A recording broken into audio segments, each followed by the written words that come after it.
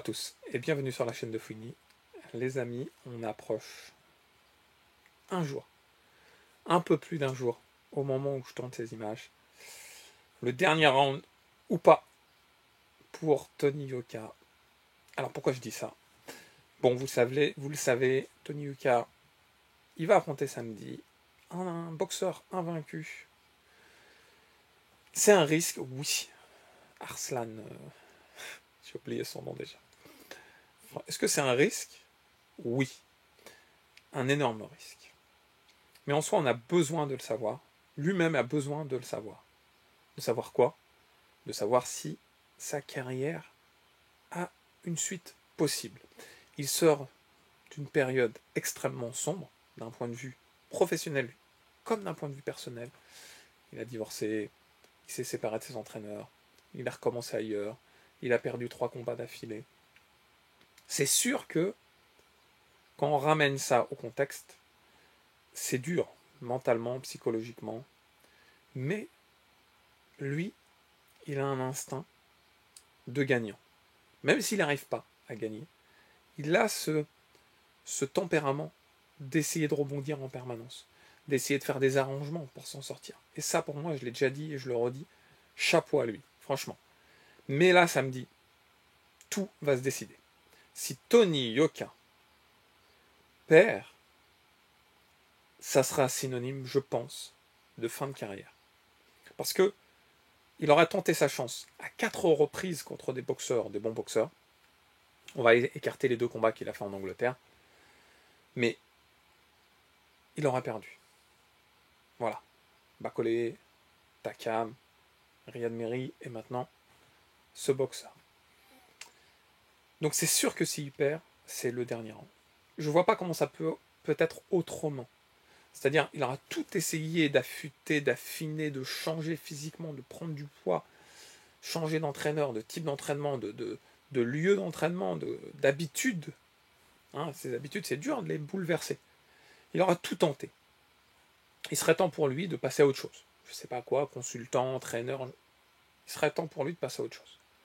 En revanche, et je pense que c'est important de l'aborder dans cette vidéo, en revanche, s'il gagne, qui n'est pas chose faite, hein, et c'est justement, je l'ai déjà dit, hein, ce qui met un peu ses épices, c'est qu'il affronte un invaincu, quelqu'un qui fait ses preuves, quoi. Ça, c'est essentiel. Parce que nous, on veut voir un Tony Yoka, on veut pouvoir juger Tony Yoka, et il faut le juger contre un bon adversaire. Il ne faut pas le juger contre un tueur, il ne faut pas le juger contre quelqu'un qui est claqué au sous-sol, il faut le juger contre un bon adversaire. Et je pense que les ingrédients sont positionnés pour faire une très bonne recette. Maintenant, on va pouvoir le juger, mais s'il gagne, pour moi, ça repositionne Tony Yoka, et ça lui redonne de l'élan pour la suite de sa carrière.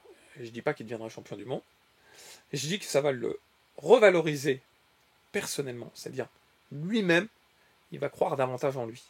Il va se dire, ça y est, j'ai réussi à me faire mal, à changer mes habitudes et à gagner, je suis sur la bonne voie. Et le fait de se dire ça, je peux vous dire les gars, notamment dans le monde de la boxe, je l'associe souvent au monde de la course à pied parce qu'il y a des similitudes. Quand tu fais une bonne course, tu fais un chrono, tu fais une bonne place, tu te qualifies pour les championnats de France de cross, et bah, tu as cette motivation supplémentaire, tu te prouvé des choses à toi-même en fait.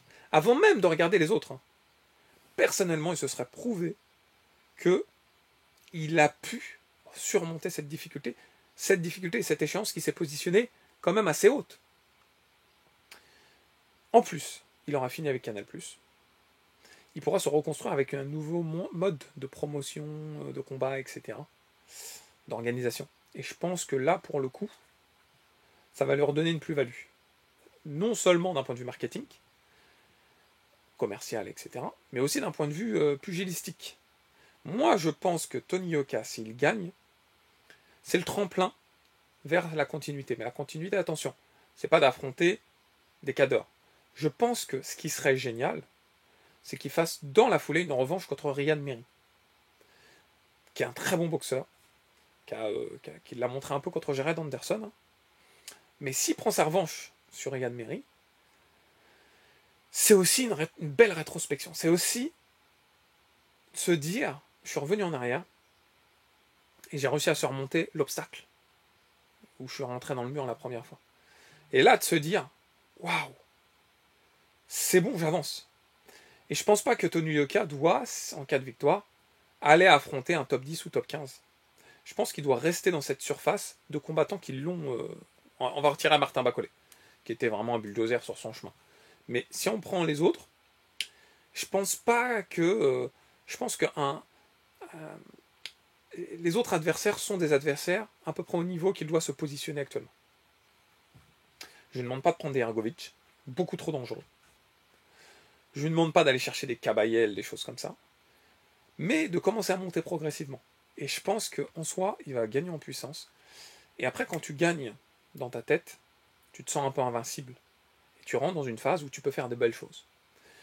Vous voyez, il affronterait peut-être un futur champion anglais, un Wardley, Fabio, je sais pas, en soi, ça peut, un Justine Uni, ça peut, un Justice Uni, pardon, ça peut le mettre dans une configuration où il va croire en lui, en fait. Mais tout ce que je dis reste utopique, puisque tout va dépendre de samedi. Imaginez un peu la pression que Tony Yoka a sur ses épaules, l'épée Damoclès au-dessus de la tête. Il est dans une situation où il n'a plus le droit à l'erreur. C'est à double tranchant. Ça peut, ça aurait pu le restreindre de ses mouvements, le stresser, etc. Mais ça ne va pas l'être. Je vais vous dire pourquoi. Il n'est plus à sa première défaite. Il a fait 3 défaites d'affilée.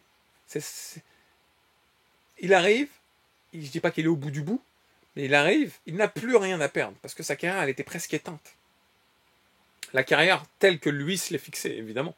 Ça aurait été un boxeur lambda, pas champion olympique, quoi que ce soit, qui fasse 8 défaites, 10 défaites dans sa carrière, on s'en moque. Il fait son petit bonhomme de chemin, il prend ses petits billets, et ça passe. C'est pas ce monde-là qu'il veut vivre, Tony Yoka. Il veut vivre dans un monde de gloire, il veut vivre dans un monde où il est à l'échelle mondiale, il fait ses preuves, il est devant des projecteurs. Et pour arriver à ce monde-là, il se doit impérativement de gagner demain. Mais comme je l'ai dit, il n'a rien à perdre, il était déjà au bout de ce monde-là. Il faut qu'il se lâche, qu'il montre tous les efforts qu'il a fait précédemment. Peut-être à l'époque, il faisait trop de concessions par rapport à sa famille. Maintenant, il a le juste milieu. La distance, les événements, les retours en France. Des fois, il revient s'entraîner avec son ancien entraîneur. Il revient mettre les gants contre des collègues français. Tout ça, je pense que c'est essentiel. Réponse demain. Alors, il y aura une vidéo après la pesée et tout ça, parce que ça m'intéresse grandement. Mais demain, je vais être devant la télé, les gars, et je vais supporter Tony Yoka de toutes mes forces. Je vous le dis, je le pense, je le vis. J'en suis fier. J'espère, et je le souhaite vraiment.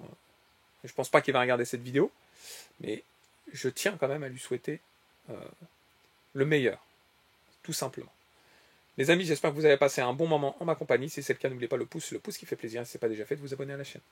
Dans tous les cas, je vous dis à très vite. Ciao, ciao.